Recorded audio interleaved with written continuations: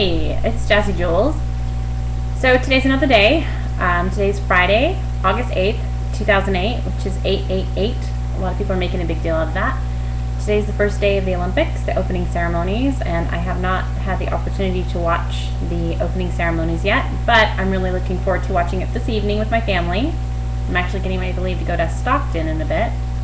I just came from school, and I'm actually going to talk about that for just a second. We had what's called the simulation lab today, and I'm in nursing school, if I hadn't mentioned that already. So we had a fake patient and a fake scenario, and we had to all have a different role. And my role in this scenario was I had to be the family member of this particular patient, and I had to be dramatic and, be in crisis and be needy. And so I played it up, and I was the little drama queen, and I think they weren't expecting me to be so dramatic because I went through this last semester, and everybody, the family member, just kind of stood there and was real quiet. So I decided to kind of spice things up a little bit and make it fun. So that was pretty cool. The patient was a dummy that has real heart sounds, real lung sounds. You can actually feel his pulse. You put a catheter in him, and he goes to the bathroom. He urinates, and so that's kind of interesting. I don't know where they get the fluid from. So it was actually a pretty good learning opportunity.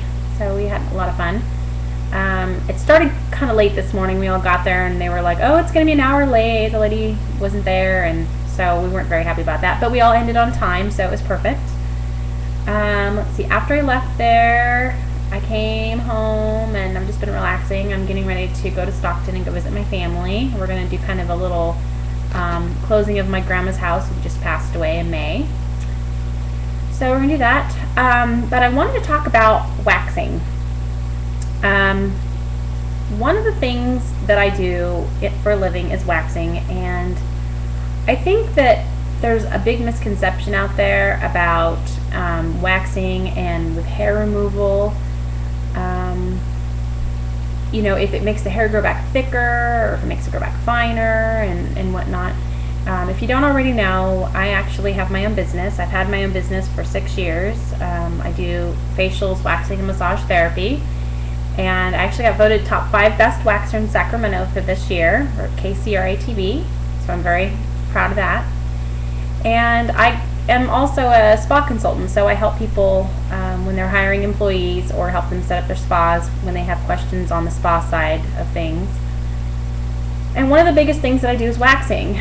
So I really try to educate my clients about waxing, and I think it's important that people know that you want to make sure you're not taking certain medications that will make your skin sensitive, because it can also cause you to have reactions with waxing.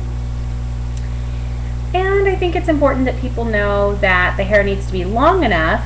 I know that I've had plenty of people over the years come to me who tried to come in after like 3 days of not shaving, and the hair's not long enough. So I usually send them away and have them come back in about a week or two. The hair needs to be at least 1/4 inch. And another big thing for waxing is pain. Everybody says, "Oh, I heard that it hurts," or "I had a really bad experience." So what I usually tell people is to take about a Tylenol or Motrin, something for pain, about an hour before they come in, and avoid all caffeine for at least 2 hours before they come in, because caffeine is a stimulant, and that really does help with the pain. So, and when you come in, you can pretty much have whatever you want waxed. If you've got hair, it can be waxed off. There's obviously some places that you probably wouldn't want to wax, like you probably don't want to wax, your hair. But bikinis are a big one, brows are a big one, and my advice for eyebrows is if you try to do your brows yourself, unless you've had some good training, typically you're probably not going to do as well as a professional. So come in and get your brows done by a professional. If you see someone on the street and you're like, "Wow, they've got good brows," go ask them, say, "Who does your brows?" Generally speaking, I would say 9 times out of 10 they have a waxer that does it for them, or some kind of beauty specialist. So go to that person, even if you go once, and have them show you how to do it and maintain it at home. At least you have that time that you've gone and had that training. And then with bikini waxing, I would say, it's kind of a funny subject, and people are kind of embarrassed to talk about bikini waxing. So So I would probably avoid going to a beauty school, even though it may be cheaper, and I would avoid going to someone who is cheaper because that probably means they're not as experienced. And there's different kinds of waxes. There's a hard wax and there's a soft wax, which requires the paper strips. I would stick to the hard waxes just because it adheres to the hair and not the skin versus the sticky wax, which can take skin off sometimes.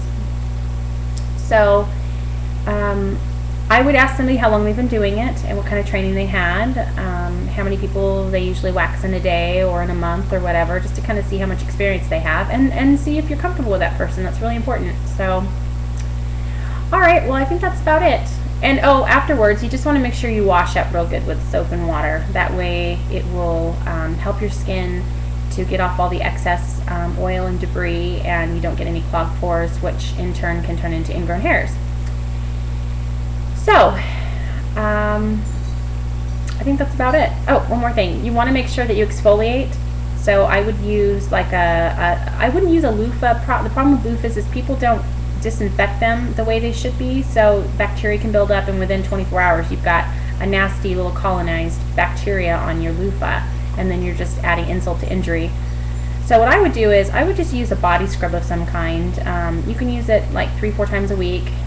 Just make sure you don't over exfoliate, really cause problems to the skin. So I would do that. So anyways, well, I think this has been good information. I'm going to use this blog as kind of my personal thoughts, and sometimes I'll throw in some advice or tips of things, and just kind of help out the public. So I like to help people so they can help themselves. All right, well, thanks for listening to my little message, and I hope that you have a great rest of your day. Okay, take it easy. Bye.